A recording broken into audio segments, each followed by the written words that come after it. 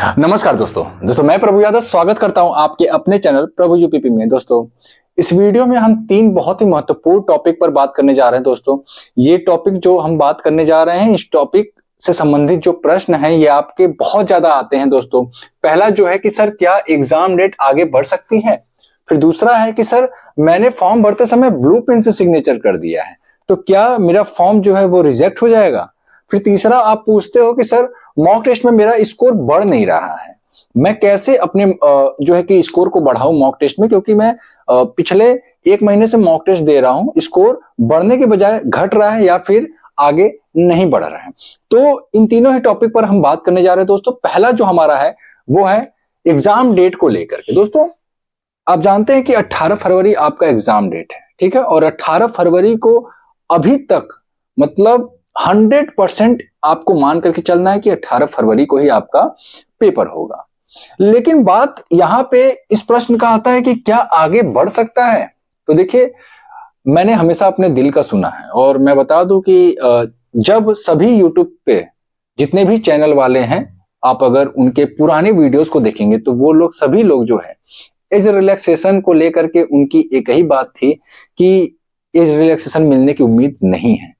तब भी मैंने उम्मीद लगाए हुए था और मैं हमेशा से कहता आ रहा था कि 2 से 3 वर्ष का एज रिलैक्सेशन मिलेगा। मेरे जितने भी पुराने वीडियोज है अगर आप जाकर के देखेंगे एज रिलैक्सेशन पर, तो वहां पे मैंने ये बात बोला है कि 2 से 3 वर्ष एज रिलैक्सेशन हर हाल में मिलेगा। क्योंकि कुछ चीजें होती हैं कि आप न सिर्फ एक अंदाजा लगाते हो बल्कि कुछ फैक्चुअल चीजों को देखते हुए भी आप जो है कि बातों को करते हो।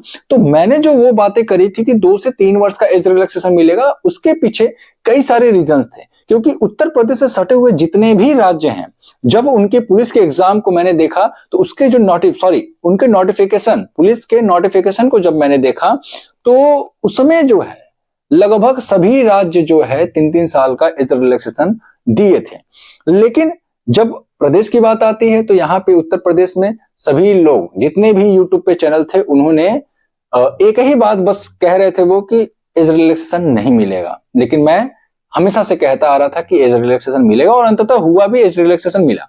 लेकिन अब बात आती है कि हमारा जो एग्जाम डेट है क्या ये बढ़ेगा। दोस्तों मैं बता रहा हूं अभी भी बहुत चांस है कि आपका एग्जाम डेट बढ़ सकता है, ठीक है, आपका एग्जाम डेट आगे बढ़ सकता है। अभी जब तक आपका एग्जाम हो ना जाए, जब तक आपका एडमिट कार्ड न जारी हो जाए। अगर आपका एडमिट कार्ड जारी हो गया तब जो है एग्जाम डेट बढ़ने के चांसेस खत्म हो जाएंगे। लेकिन जब तक आपका एडमिट कार्ड जारी ना हो जाए तब तक आपका एग्जाम डेट बढ़ सकता है। इस समय बहुत ज्यादा चांस है। लेकिन इतना भी मैं बता दूं कि आपका एग्जाम डेट फरवरी के बाद नहीं जाएगा, आपका एग्जाम डेट फरवरी माह में ही होने वाला है, फरवरी माह के आगे नहीं जाने वाला है। तो इसलिए आप सभी तैयारी करके रहें कि अगर डेट बढ़ेगा भी ना तो बहुत ज्यादा नहीं आपको जो है कि गैप देखने को मिलेगा, ठीक है। तो ये रही हमारी पहला टॉपिक, एग्जाम डेट आगे बढ़ेगा या नहीं। दूसरा हमारा है जो ब्लू पेन से जो बच्चे सिग्नेचर कर रहे हैं फॉर्म भरते समय, क्या ये मान्य होगा या फिर फॉर्म रिजेक्ट हो जाएगा। देखिए जब आप यूपी पुलिस वैकेंसी जो हमारी 60,244 पदों पर है, जब आप इसके नोटिफिकेशन को देखेंगे तो इसमें साफ साफ लिखा गया है कि जो सिग्नेचर होना चाहिए वो ब्लैक पेन से होना चाहिए, ठीक है। क्या लिखा है? ब्लैक पेन से साफ तौर पे लिखा हुआ है। लेकिन प्रॉब्लम यहां पे क्या आ रहा है कि बच्चों ने, बहुत सारे ऐसे बच्चे जिन्होंने ब्लू पेन से सिग्नेचर कर दिया है। अब ऐसे में सवाल यह उठता है कि क्या फॉर्म जो है फिलअप हो गया है या फिर मतलब इसको रिजेक्ट कर दिया जाएगा। देखिए आपको मैं बता दूं कि आपका फॉर्म रिजेक्ट तो नहीं किया जाएगा, इतना तो आप बिल्कुल बेफिक्र रहे कि रिजेक्ट नहीं किया जाएगा। लेकिन मैं कहता हूं कि 60,244 पदों के लिए बार बार भर्ती नहीं निकलती है। हम किसी चीज को लेकर के रिस्क नहीं ले सकते हैं भैया। हम तो यही कहेंगे कि हमको सब कुछ जो भी काम करना है वो नोटिफिकेशन के अनुसार करना है, हमको अपने दिमाग को नहीं ज्यादा चलाना है। जनसेवा केंद्र वालों का क्या भैया, उनको तो केवल अपना फॉर्म भरने का फीस मिल जाए, आपका फॉर्म रिजेक्ट हो या ना हो, आपका एडमिट कार्ड निकले या ना निकले, तो वो तो भाई अपना हाथ खड़ा कर देंगे कि हाँ हो सकता है कि आपके डॉक्यूमेंट में कुछ गड़बड़ी रहा होगा, ऐसे कुछ भी आपको बेवकूफ बना देंगे वो। लेकिन आपका जो दायित्व बनता है वो ये है कि आप पहले नोटिफिकेशन को अच्छे से पढ़े, उसके बाद फॉर्म भरवाने जाए। जब आप नोटिफिकेशन को अच्छे से पढ़ोगे वहां पे लिखा हुआ है कि ब्लैक पेन से, तो हमको रिस्क नहीं लेना है। मैं कहता हूं कि जो हमारा करेक्शन डेट है, जो हमारा करेक्शन डेट है वो है 16 जनवरी 24 से लेकर के 18 जनवरी 24। ठीक है, हमको इन्हीं दोनों डेट्स में जो है करेक्शन करवा लेने हैं। जिन बच्चों ने ब्लू पेन से किया है वो भी ब्लैक से करवा लें, मेरी माने।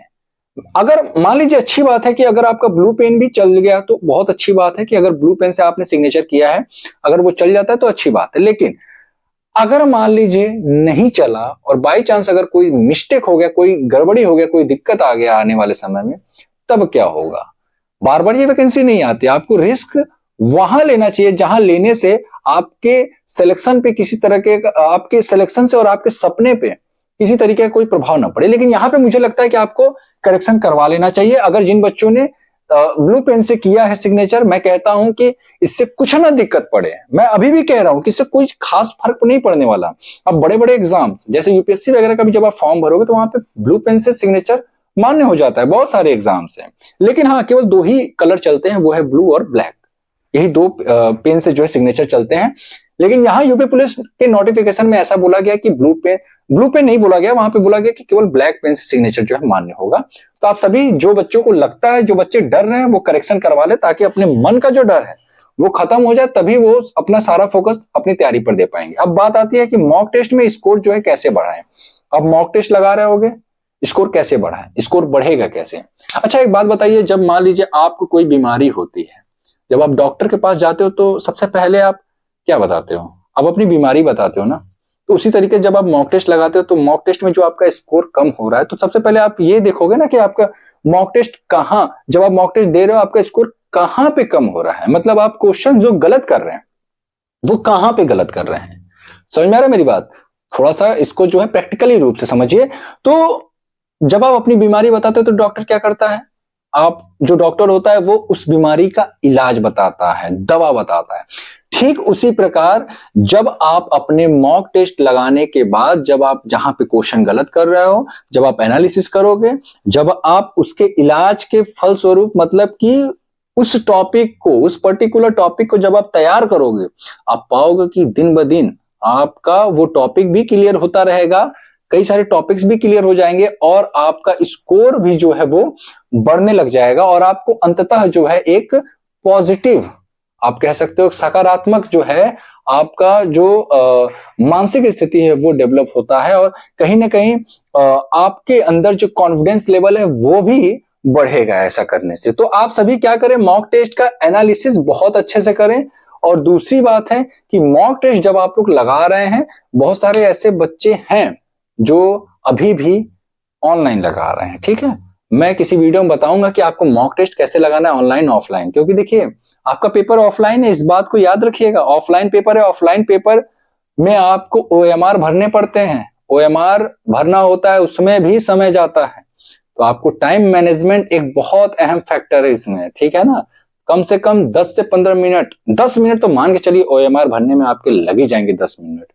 तो आपको टाइम मैनेज भी करना है। तो ये सारी चीजें आपको कैसे करना है मैं एक एक करके बताऊंगा। फिलहाल ये रहा हमारा आज का वीडियो। उम्मीद करता हूं कि आपको ये वीडियो पसंद आया होगा। अगर वीडियो अच्छा लगा तो प्लीज वीडियो को लाइक करें, चैनल को सब्सक्राइब करें। दोस्तों फिर मिलते हैं किसी अन्य वीडियो के साथ, तब तक के लिए जय हिंद, जय भारत।